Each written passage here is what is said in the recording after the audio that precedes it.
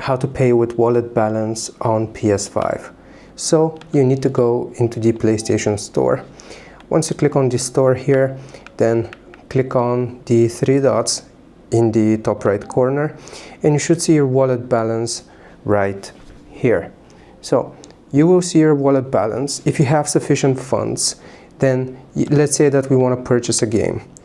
For example, 2K26 here, you want to purchase it, you will click on the amount, then you will choose the type of game you want to purchase, and you will confirm the purchase. Now, if you have sufficient funds in your wallet, it is first going to take those funds from your wallet.